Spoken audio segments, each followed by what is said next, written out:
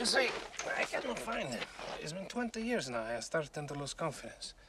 I just work for Vicina to pay the bills. It's not a lot of money in revenge.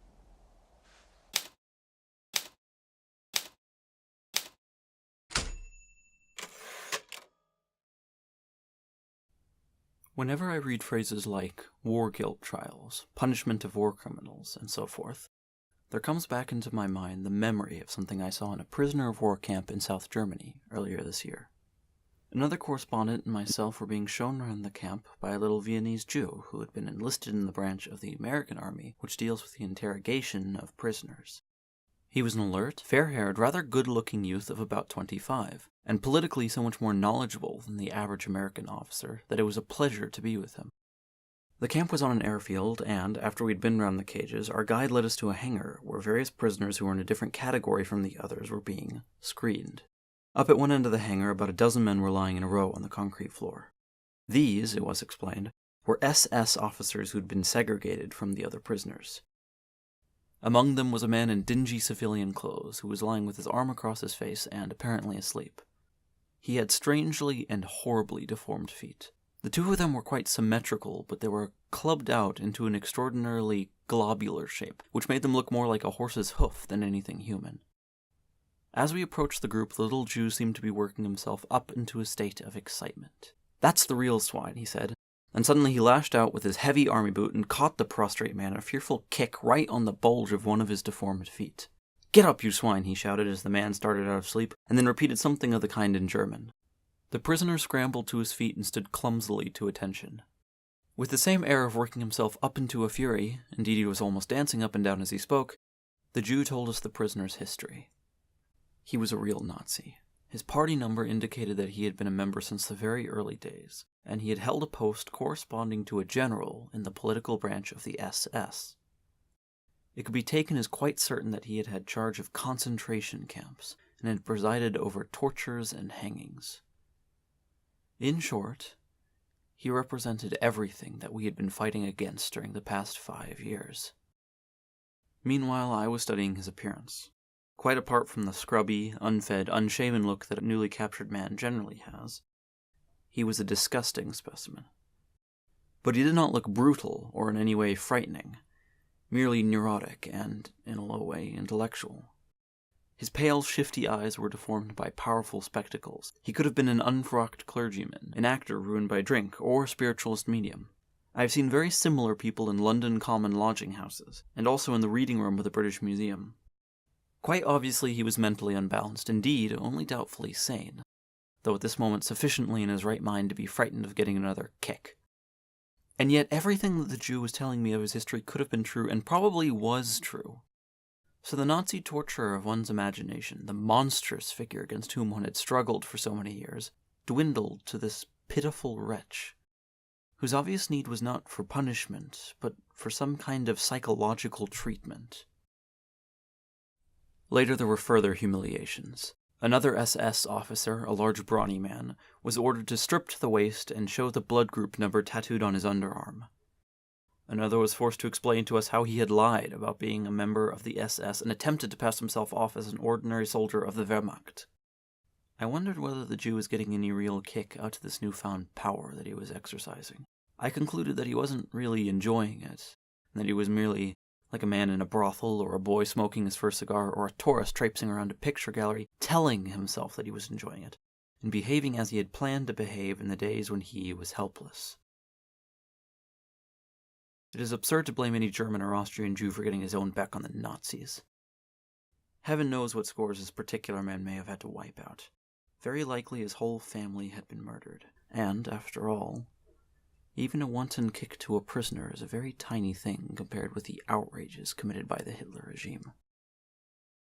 But what this scene, and much else that I saw in Germany, brought home to me was that the whole idea of revenge and punishment is a childish daydream. Properly speaking, there is no such thing as revenge. Revenge is an act which you want to commit when you are powerless, and because you are powerless. As soon as the sense of impotence is removed, the desire evaporates also. Who would not have jumped for joy in 1940 at the thought of seeing SS officers kicked and humiliated? But when the thing becomes possible, it is merely pathetic and disgusting. It is said that when Mussolini's corpse was exhibited in public, an old woman drew a revolver and fired 5 shots into it, exclaiming, "Those are for my 5 sons." It is the kind of story that the newspapers make up, but it might be true. I wonder how much satisfaction she got out of those 5 shots, which, doubtless, she had dreamed years earlier of firing. The condition of her being able to get near enough to Mussolini to shoot at him was that he should be a corpse. Insofar as the big public in this country is responsible for the monstrous peace settlement now being forced on Germany, it is because of a failure to see in advance that punishing an enemy brings no satisfaction. We acquiesced in crimes like the expulsions of all Germans from East Prussia, crimes which in some cases we could not prevent but might at least have protested against, because the Germans had angered and frightened us, and therefore we were certain that when they were down, we should feel no pity for them. We persist in these policies, or let others persist on them on our behalf, because of a vague feeling that, having set out to punish Germany, we ought to go ahead and do it. Actually, there is little acute hatred of Germany left in this country, and even less, I should expect to find, in the army of occupation. Only the minority of sadists, who must have their atrocities from one source or another, take a keen interest in the hunting down of war criminals and quislings. If you ask the average man what crime Göring, Ribbentrop, and the rest are to be tried with at their trial, he cannot tell you. Somehow, the punishment of these monsters ceases to seem attractive when it becomes possible. Indeed, once under lock and key, they almost cease to be monsters. Unfortunately, there is often need of some concrete incident before one can discover the real state of one's feelings. Here is another memory from Germany. A few hours after Stuttgart was captured by the French army, a Belgian journalist and myself entered the town, which was still in some disorder. The Belgian had been broadcasting throughout the war for the European service of the BBC, and, like nearly all Frenchmen or Belgians, he had a very much tougher attitude towards the Boche than an Englishman or an American would have. All the main bridges into the town had been blown up, and we had to enter by a small footbridge which the Germans had evidently made efforts to defend. A dead German soldier was lying supine at the foot of the steps. His face was waxy yellow. On his breast, someone had laid a bunch of the lilac which was blossoming everywhere. The Belgian averted his face as we went past. When we were well over the bridge, he confided to me that this was the first time he had seen a dead man. I suppose he was 35 years old, and for 4 years he'd been doing war propaganda over the radio. For several days after this, his attitude was quite different from what it had been earlier.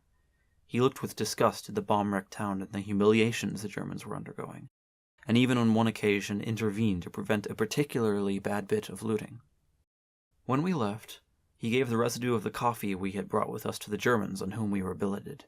A week earlier, he probably would have been scandalized at the idea of giving coffee to a Boche. But his feelings, he told me, had undergone a change at the sight of ce pauvre mort beside the bridge. It had suddenly brought home to him the meaning of war. And yet, if we had happened to enter the town by another route, he might have been spared the experience of seeing even one corpse out of the, perhaps, 20 million that the war has produced.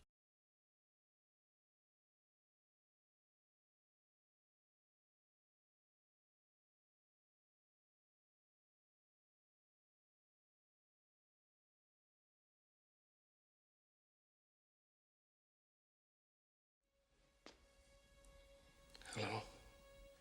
My name is Inigo Montoya.